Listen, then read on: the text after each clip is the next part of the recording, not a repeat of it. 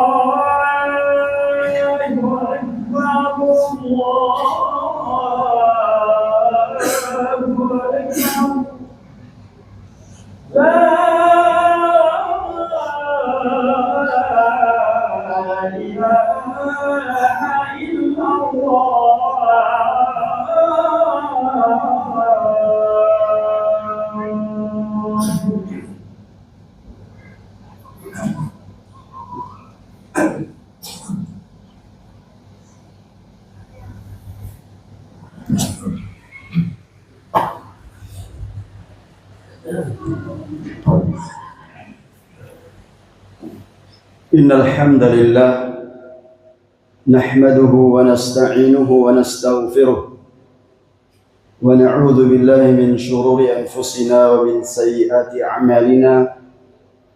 من يهده الله فلا مضل له ومن يضلل فلا هادي له. أشهد أن لا إله إلا الله وحده لا شريك له وأشهد أن محمدا عبده ورسوله. قال الله تعالى في كتابه الكريم: يا أيها الذين آمنوا اتقوا الله حق تقاته ولا تموتن إلا وأنتم مسلمون. وقال: يا أيها الناس اتقوا ربكم الذي خلقكم من نفس واحدة وخلق منها زوجها وبث منهما رجالا كثيرا ونساء واتقوا الله الذي تساءلون به والأرحام إن الله كان عليكم رقيبا. وقال: يا أيها الذين آمنوا اتقوا الله وقولوا قولا سديدا يصلح لكم أعمالكم ويغفر لكم ذنوبكم ومن يطع الله ورسوله فقد فاز فوزا عظيما. اعلموا رحمكم الله فإن أصدق الحديث كتاب الله وخير الهدي هدي محمد صلى الله عليه وسلم وشر الأمور محدثاتها وكل محدثة بدعة وكل بدعة ضلالة وكل ضلالة في النار. Ma'asyiral muslimin, jamaah salat Jumat yang semoga senantiasa dirahmati Allah tabaraka wa taala. Khatib mengajak kepada pribadi dan juga jamaah sekalian, marilah kita memotivasi diri kita agar senantiasa mengindahkan wasiat-wasiat Allah tabaraka wa taala dalam Al-Quran. Demikian pula wasiat-wasiat Rasulullah sallallahu alaihi wasallam dalam hadis-hadisnya yang sahih. Di antara wasiat Allah yang berulang kali dalam Al-Quran adalah wasiat taqwa. Sebab ketakwaan inilah sebaik-baik perbekalan. Cepat atau lambat kita akan kembali kepada Allah Subhanahu wa taala. Manusia pasti akan berjumpa dengan Rabb-Nya. Ya ayyuhal insan, innaka kadihun ila rabbika kadhan famulaqi. Wahai manusia, sesungguhnya engkau bekerja keras dan pasti kembali kepada Allah Subhanahu wa taala, menjumpai Allah tabaraka wa taala. Bekerja bersungguh-sungguh. Tentu kita yang dicipta oleh Allah dalam rangka untuk beribadah kepada Allah, kita tidak ingin ibadah tersebut sia-sia.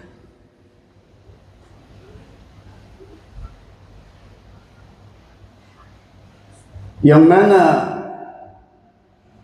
pekerjaan yang lelah,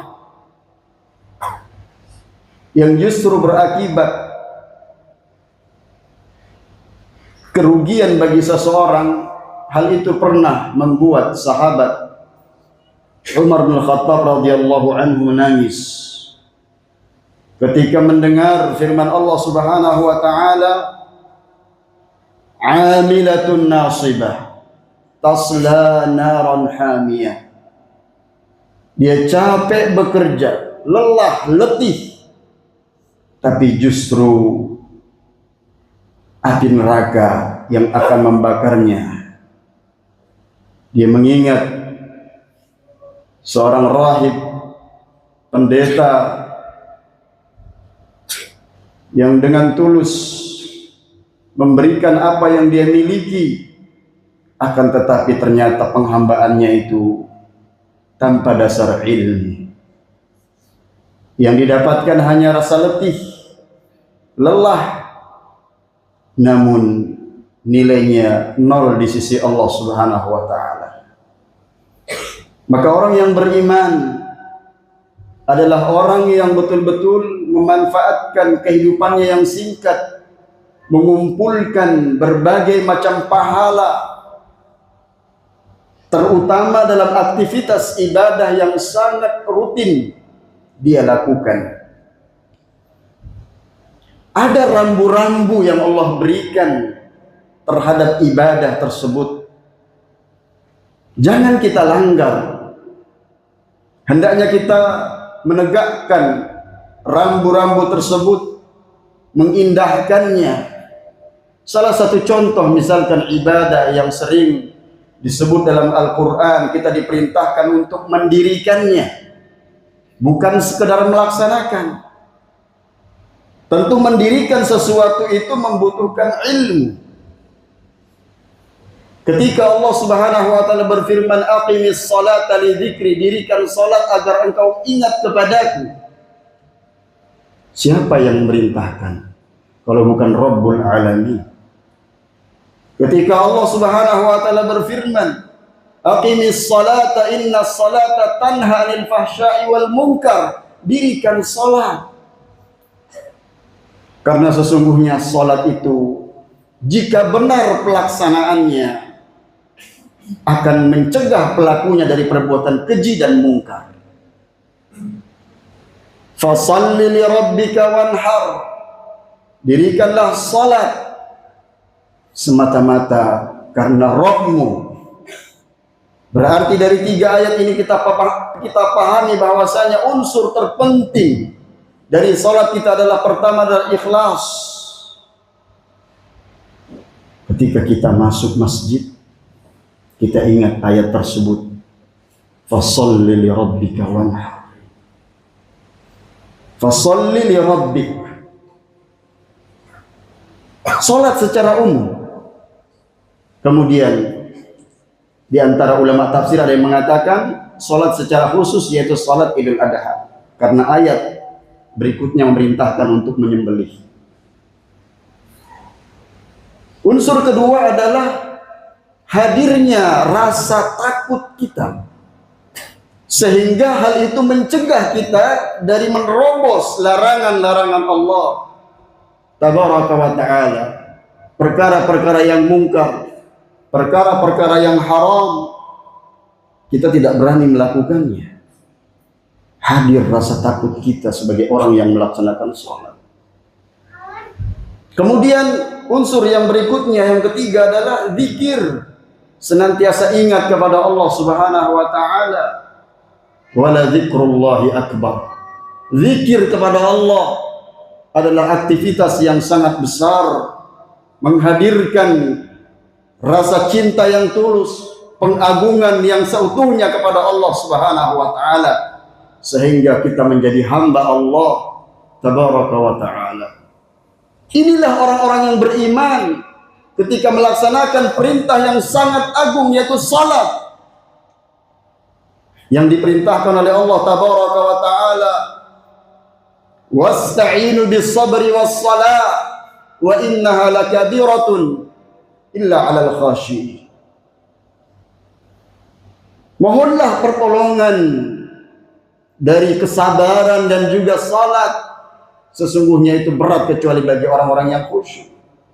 Alladzina yadhunnuna annahum mulaqu rabbihim wa annahum ilaihi raji'un. Siapa mereka-mereka yang khusyuk dalam salatnya itu?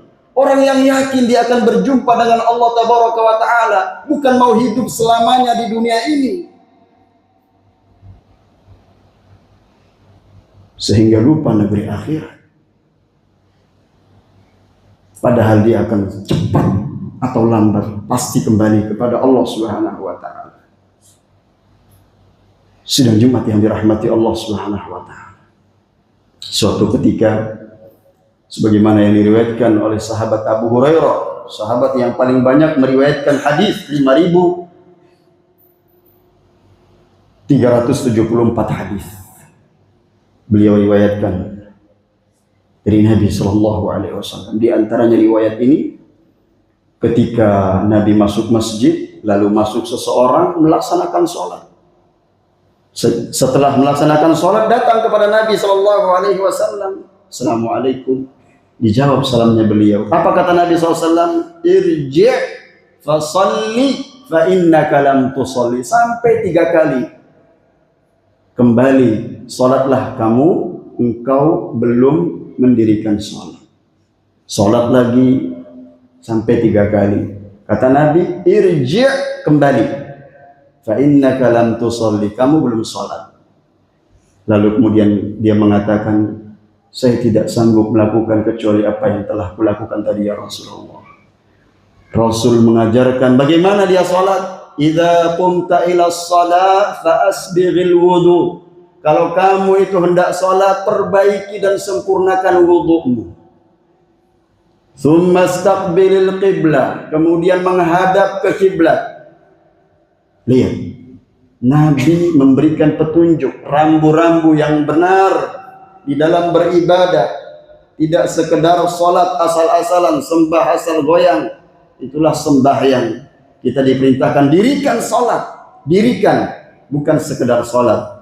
Karena itu pahalanya akan dipenuhi dalam timbangan kebaikan kita sejauh mana kita memenuhi syarat-syaratnya, memenuhi rukun-rukunnya, wajib-wajibnya, sunnah-sunnahnya. Diperintahkan oleh Nabi tadi untuk kemudian menghadap kiblat. Summa kabbir, bertakbir. Tangan menghadap ke kiblat, bertakbir. Meletakkan di atas dada, sunnahnya. Melihat ke tempat sujud, bukan kedip. Dipahami bacaan-bacaan sholat, ayat-ayat Allah Subhanahu wa ta'ala. Summa qra' ma tayassara minal Qur'an, baca yang mudah yang kau hafal dari Al-Qur'an. Summa irka, ruku hatta tarfa ta'tadil qa'iman. Kemudian kau bangkit, summa rfa, bangkit, summa raka hatta tatma'inna raki'ah, ruku sampai tumakninah, baru kemudian bangkit sampai betul-betul berdiri i'tidal, summa sujud hatta tatma'inna sajidah, terus sampai seperti itu. Tumakninah diingatkan. Ternyata jamaah rahimakumullah, kalau kita perhatikan ibadah yang sangat mulia ini sungguh luar biasa manfaatnya. Oleh karenanya Nabi SAW mengingatkan terus sahabatnya, sallu kama ra'aitumuni usolli. Salatlah Nabi di atas mimbarnya mengatakan, sallu kama ra'aitumuni usolli, innama ja'altu hadza sana'tu hadza lita'tammu bi. Aku salat di atas mimbar ini supaya kalian menjadi makmum, lihat bagaimana salatku, kata Nabi SAW. Allahu Akbar. Di akhir hayatnya 5-4 hari sebelum wafat, pingsan berkali-kali sampai Isya, menjelang tengah malam sadar. Apa yang beliau ucapkan pertama kali? Urusan dunia? Enggak. Asallan nas, ya Aisyah, asallan nas. Wahai Aisyah, apakah orang-orang sudah sholat? La ya Rasulullah, hum yantadhiruna. Tidak. Mereka para sahabat menanti engkau jadi imam ya Rasulullah. Luar biasa. Dalam keadaan sakit, dalam keadaan perang, ya, perhatian dalam masalah ibadah yang sangat agung yang disyariatkan tanpa perantara. Yang kalau manusia perhatikan ini, masalah sholat ini beres semua urusannya, dan akan diterima amalnya oleh Allah Subhanahu wa ta'ala. Namun kemudian betapa banyak kaum muslimin melalaikan perkara sholat, tidak menjadikan sholat ini sebagai mediasi dia betul-betul berharap pertolongan Allah, berharap kepada Allah keridhaannya. Dia tidak menyempatkan waktu untuk berdiri secara khusyuk, ruku dan sujud, meletakkan bagian dari tubuhnya yang paling mulia, dahinya, jidatnya ini untuk sujud, merendahkan diri di hadapan Allah, karena Allah yang perintah. Diperintahkan kita wasjud, sujud kepada Allah Subhanahu wa ta'ala. Oleh karena itu manusia nggak boleh sujud kepada selain Allah. Inilah kemuliaan dalam Islam bagi mereka-mereka yang melaksanakan perintah-perintah Allah dan Rasulnya, perintah yang sangat banyak untuk kita menegakkan sholat. Kedisiplinan seseorang akan dilihat bagaimana dia, ya, ketika melaksanakan sholat, perhatiannya yang besar terhadap perintah Allah Subhanahu wa ta'ala. Kalau sholatnya buruk, maka urusan yang lain itu pasti dia lebih sepelekan lagi, akan lebih jelek perkaranya. Ini orang-orang beriman, jangan sampai kemudian sama perhatiannya terhadap masalah sholat. Jangan seperti orang-orang munafikin. Karena orang-orang munafik, mereka menampakkan Islam, menyembunyikan kekufuran. Sedangkan orang-orang Islam, ketika Nabi SAW berwasiat, bahkan akhir wasiat beliau, as-salah, as-salah, wa ma malakat aimanukum. Perhatian kalian terhadap masalah sholat, perhatikan kalian terhadap masalah sholat dan hak-hak budak kalian. Adapun orang-orang munafik, disebutkan bahwasanya innal munafiqina yukhadi'una Allah. Orang-orang munafik adalah mereka menipu Allah tabaraka wa taala, wa huwa khadi'uhum, yang hakikatnya mereka menipu diri mereka sendiri. Fa idza qamu ila sholati qamu kusala, kalau bangun melaksanakan salat malas-malesan. Hati-hati kita punya sifat kemunafikan, malas salat. Yang laki-laki enggak mau berjamaah ke masjid, mengakhirkan waktunya, malas. Ini sifat orang munafik. Yura'unan nas, yang kedua sifatnya apa? Riya, agar dilihat oleh manusia. Wala yadhkurunallaha illa qalila, tidak mengingat Allah kecuali sangat sedikit. Sidang Jumat yang dirahmati Allah Subhanahu wa taala, lihat firman Allah Subhanahu wa taala yang sangat tegas.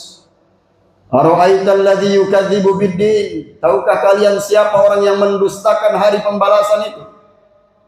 Siapa mereka?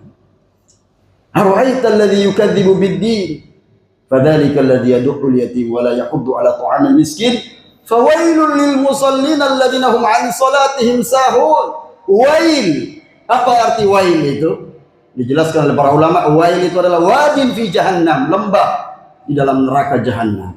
Wailun lil musallin, bagi orang yang salat, alladzina hum 'an salatihim sahun, yang mereka lalai dari salatnya. Dijelaskan oleh Syekh Shalih Fauzan, lalai dari salat dari 3 perkara. Yang pertama adalah lalai dari pelaksanaan waktunya, tidak tepat waktu, mengakhirkan waktu. Seperti salatnya orang munafik, menjelang terbenamnya matahari baru dia salat, seperti ayam patuk jagung. Secepat itu, secepat kilat.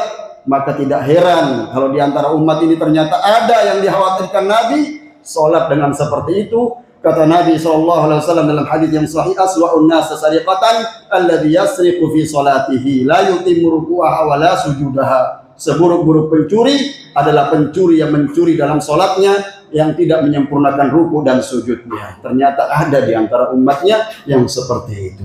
Maka orang yang beriman, menjaga keimanannya, dia benar-benar mendengar apa yang disabdakan Nabi, betul-betul menjalankan perintah-perintah Allah agar salatnya khusyuk, dan jangan sampai kemudian dia termasuk dalam ayat di mana ya Allah mengancam dengan wailun, celaka baginya neraka, baginya lembah dalam api neraka. Wailun lil musallin alladzina hum an salatihim sahun. Yang kedua, yang lalai dari pelaksanaan rukun-rukunnya, syarat-syaratnya. Jadi hukum-hukum salat tidak dimengerti. Ya, maka yang berada di belakang imam adalah orang yang mengerti fikih salat. Dan imam setelah melaksanakan salat, kewajiban menghadap kiblat, salat setelah itu menghadap ke makmum. Karena kewajibannya menghadap kiblat, setelah selesai menghadap kepada makmum. Jadi rukun-rukun, perhatikan masalah terkait dengan hukum-hukum salat. Dan yang ketiga adalah orang yang lalai dari menghadirkan hati ketika pelaksanaan salat, sehingga hatinya menerawang kemana-mana, tidak fokus beribadah, khusyuk, dan menghambakan dirinya kepada Allah Subhanahu wa taala. Namun barangkali masih banyak perkara-perkara dunia yang menghantuinya, sehingga sulit untuk khusyuk. Banyak perbuatan-perbuatan yang selama ini dilakukan, dia makan makanan-makanan yang haram yang dia konsumsi, sehingga hatinya sulit untuk mengingat Allah Subhanahu wa taala. Maka dibutuhkan taubatan nasuha, taubat yang sejujur-jujurnya, karena taubat adalah merupakan amalan hati dibarengi dengan istighfar, merupakan amalan lisan kita, agar kita senantiasa mendapat bimbingan dari Allah Subhanahu wa taala dan mendapatkan taufik darinya. Barakallahu li wa lakum fil Qur'anil azim, wa nafa'ani wa iyyakum bima fihi minal ayati wadh-dhikril hakim, wa taqabbal minni wa minkum tilawatahu innahu huwal ghafurur rahim.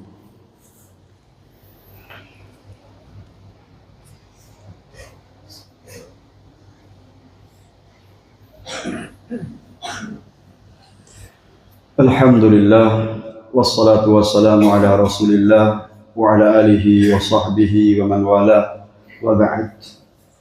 Sidang Jumat yang dirahmati Allah Subhanahu wa ta'ala, agar kita termasuk orang-orang yang mendirikan sholat, maka mari kita perbanyak doa agar kita dimudahkan dan diberikan pertolongan oleh Allah Subhanahu wa ta'ala. terutama di hari Jumat, di waktu setelah asar ada waktu-waktu diijabahi doa kita. Kita memperbanyak doa kepada Allah. Allahumma ja'alni muqimas salati wa min dzurriyyati Rabbana wa taqabbal du'a. Allahumma ja'alni muqimas salati wa min dzurriyyati Rabbana wa taqabbal du'a.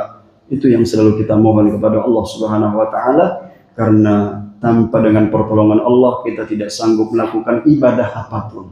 Inilah salah satu contoh ibadah yang kita berikan pada Jumat yang singkat ini, pada mimbar Jumat yang tentunya sangat terbatas waktu kita, namun ketika kita membaca ayat-ayat Allah Subhanahu wa taala, kita dapatkan tentang masalah salat ini. Marilah pusatkan perhatian kita. Mudah-mudahan dengan kita bersungguh-sungguh berharap kepada Allah Subhanahu wa taala, ketika melaksanakan ibadah ini, Allah mudahkan ibadah-ibadah yang lainnya, aktivitas yang lainnya. Allah mudahkan urusan dunia kita, karena tentunya urusan dunia sudah dibagi oleh Allah Subhanahu wa taala.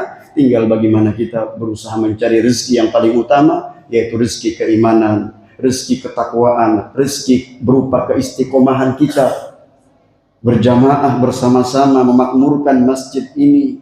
Ketika kita masuk dalam masjid berjamaah, ingat Allah telah menjamin kalau kita hidup, rezeki dijamin oleh Allah Subhanahu wa taala dan dicukupkan. Kalau kita mati dimasukkan ke dalam surganya, sebagaimana dalam hadis yang disebutkan oleh Rasulullah SAW, bagi orang-orang yang melaksanakan sholat berjamaah keluar dari rumah menuju ke masjid untuk melaksanakan dan menegakkan perintah Allah berupa perintah yang sangat agung, yaitu sholat.